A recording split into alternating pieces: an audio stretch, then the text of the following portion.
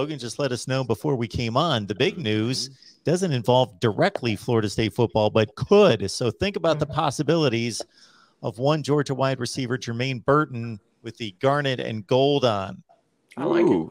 Yeah, no. So this is one I think we talked about last week, Mark, just a handful of potential guys that would hit the transfer portal. And I think Jermaine Burton was one of the first ones we talked about. And so he officially made it true that he's going to be entering the transfer portal.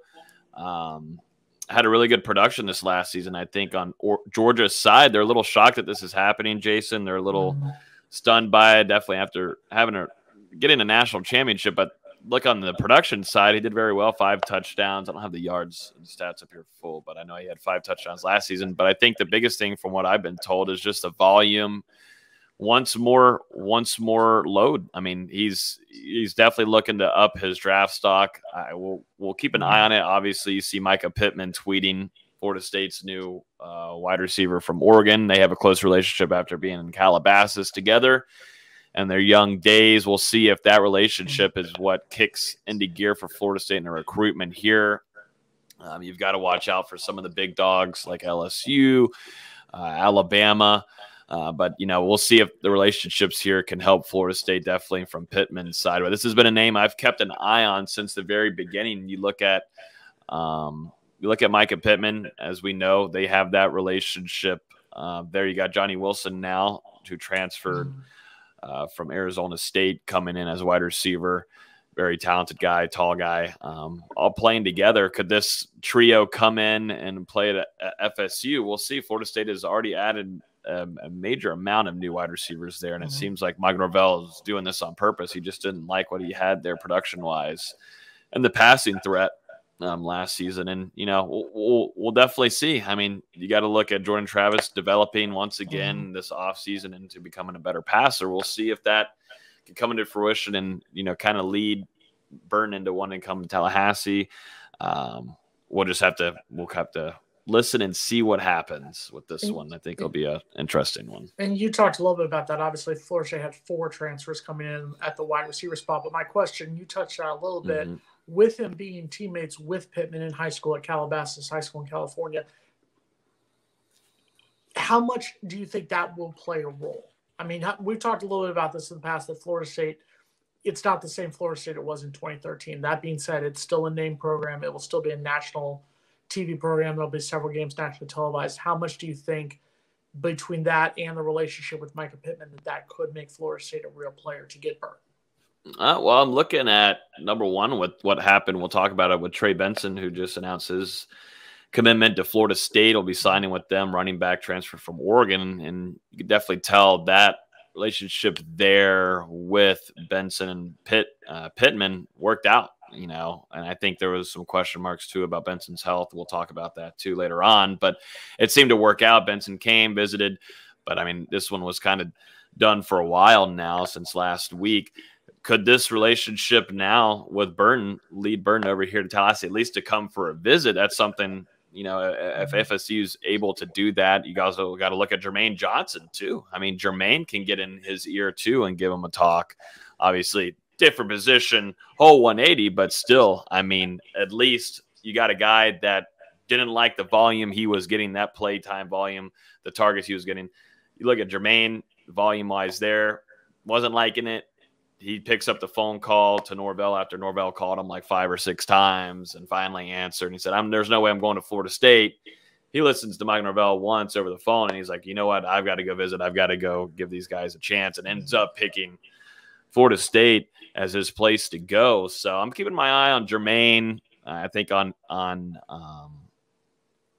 Burton's Instagram, Jermaine was already in the comments there. Got to see Mycah Pittman also commenting. We can also see Pittman tweeting about it. So I think a lot of these transfer portal guys, we're starting to add these up. You know, it's different in recruiting where this is a cycle. It's 2-3 years. Those relationships are being developed. These are strictly business decisions. These guys are usually more mature. They've been through the early years of college. These guys smarter, more mature, and this is a business route for him. This is definitely for Burton. This is an NFL route, you know, wanting to up production volume and whatever it is. This would be an instant starter for Florida State incoming. This would, I mean, they've already revamped the room, but Burton would do a lot of things changing overall.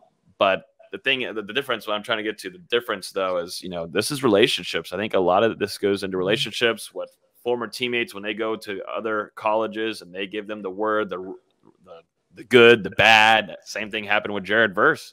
Jared Verse talked to Jermaine Johnson, and Johnson told him, "Hey, this is the good part, and this is the bad part." He just didn't BS him on anything. Just tell him everything good, bright, everything's great, grass is greener all over here. It gave him the real, and so it just goes to show relationships are big for these guys, definitely when they're making business decisions. Yeah, and I think the compliment has to be given to what Norvell and what the coaching staff has done with this transfer portal. I mean, it's not just the fact that they're going to get these guys from other schools, getting these guys to come into Florida State. It's the fact that they're getting them at need positions. We talked a little bit about it. So far, there's 4 wide receivers that have come in here. You've got Mycah Pittman. You've got Johnny Wilson, like Logan said, from Arizona State.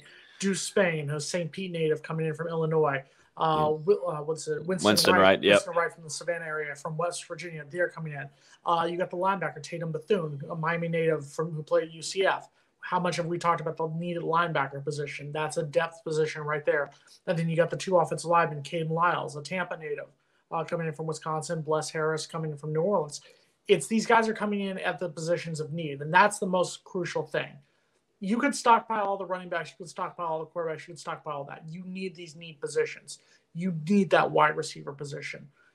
We talked about it. If Jordan Travis is going to be a better quarterback, he's got to get all these targets. So if we can get Burton to come in, bring in that national championship experience from a national championship season in Georgia, I think that's a huge, huge get. And I think that I'm tempted to – I'm a little hesitant because last year we were very confident about what was going to happen, and we watched our team go 5-7.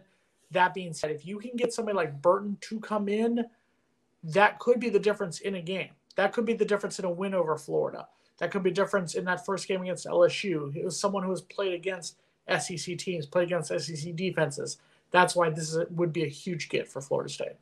Yep, and they'll have to do some moving. There'll be some moving parts in that wide receiver room. I think guys are, after the spring, if not earlier, that will decide to hit the transfer portal, and that's fine. I think Florida State, from what we saw last year with Malik McLean, you still got Ontario Wilson, who's really a threat speedster, and then Ja'Kai Douglas. You got Joshua Burrell, who's going to make an emergence, I think, this upcoming spring, and hopefully be a full go to participate.